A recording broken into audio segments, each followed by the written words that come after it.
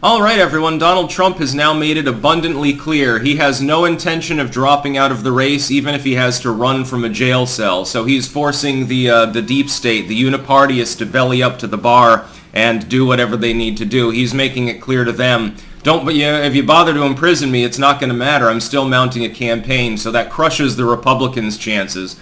Probably wipes the party half out of existence as some people defect entirely. It would cripple the Republican Party.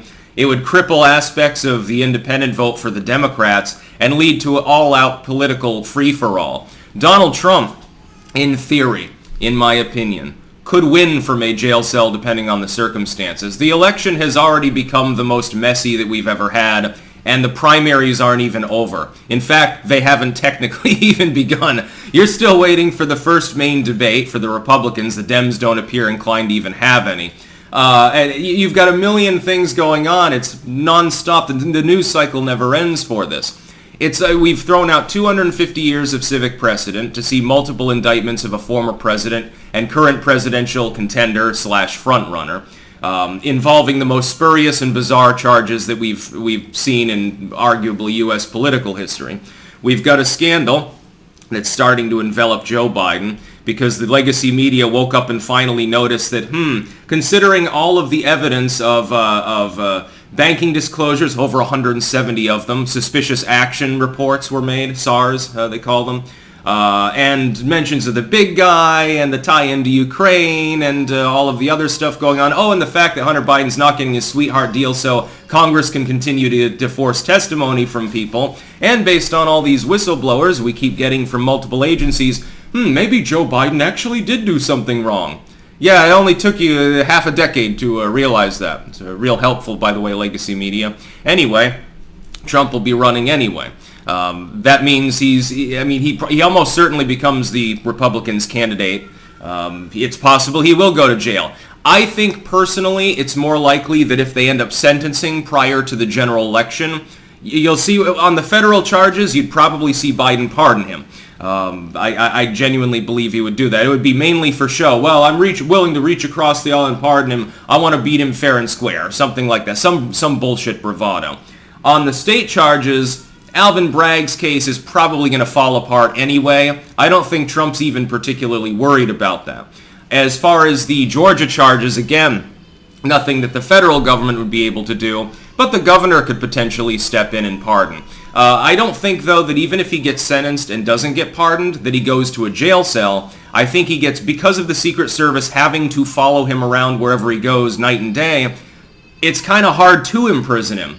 Unless you built a private prison solely for Donald Trump or something like that, you probably put him under house arrest at the Mar-a-Lago, which would be a punishment they would do. And then things like fines, have a probation officer show up there once in a while and stuff like that. Try to humiliate him. Effectively, he would be an exile. He'd be like America's Napoleon.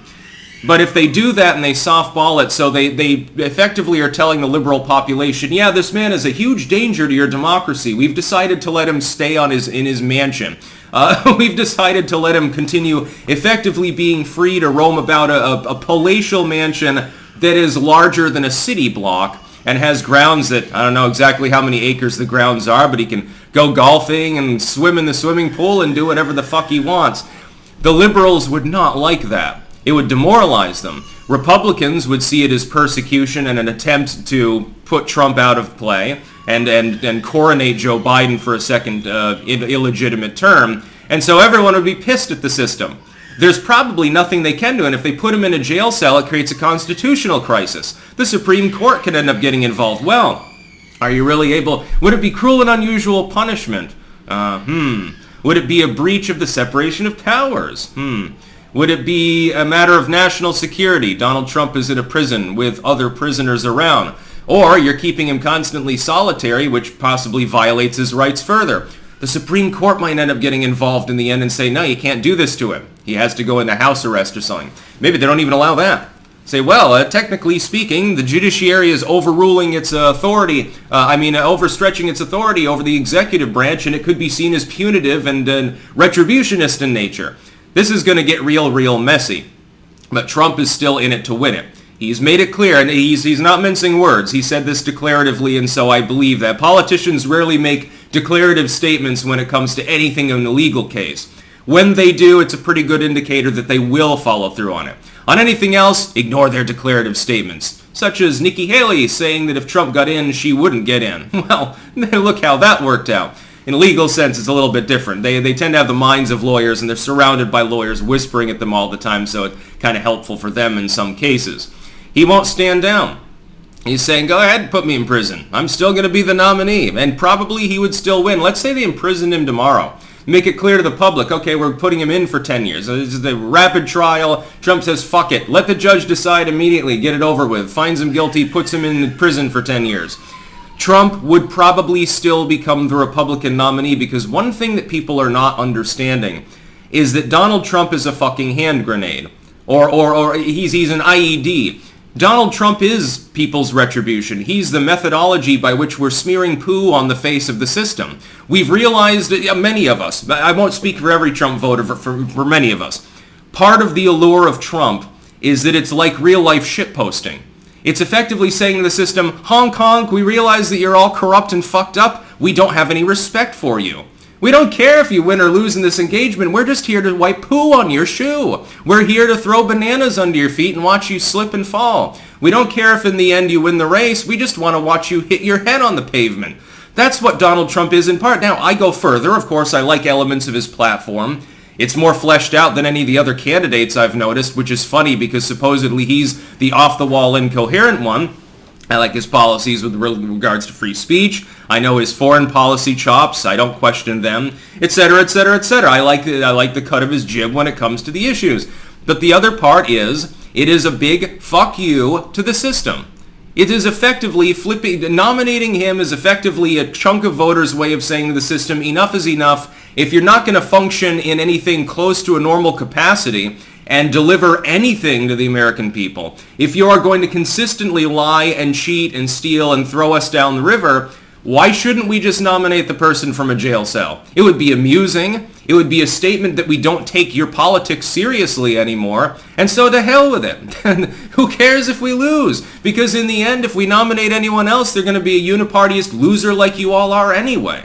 Trump being the only one that stands out. Now that Vivek Ramaswamy has been exposed, Trump is literally the only one in the running worth voting for. Hate to tell all the RFK Jr. fans, but he doesn't have any viability unless Biden croaks tomorrow. Donald Trump does have viability. He is indeed the front runner. Of course, RFK Jr. is a plethora of platforms. While I like the basic premise of an RFK Jr. presidency, I don't like his policies on actual issues. If it's just a cult of personality thing, it could go both ways. Hey, RFK Jr. versus Trump, we can't lose. On policies, I think that you can differentiate the two. I'll be voting Trump even if he is in a jail cell. Hell, if he croaks, well, barring anyone else entering the race that I can consider voting for, I'll probably write in Donald Trump's skeleton. Because to hell with the system, there's no reason to bother supporting it. And all the black pillars out there saying voting doesn't work, don't bother participating. You should vote Trump anyway, because it's effectively the same statement now, isn't it? That's about all. Peace out.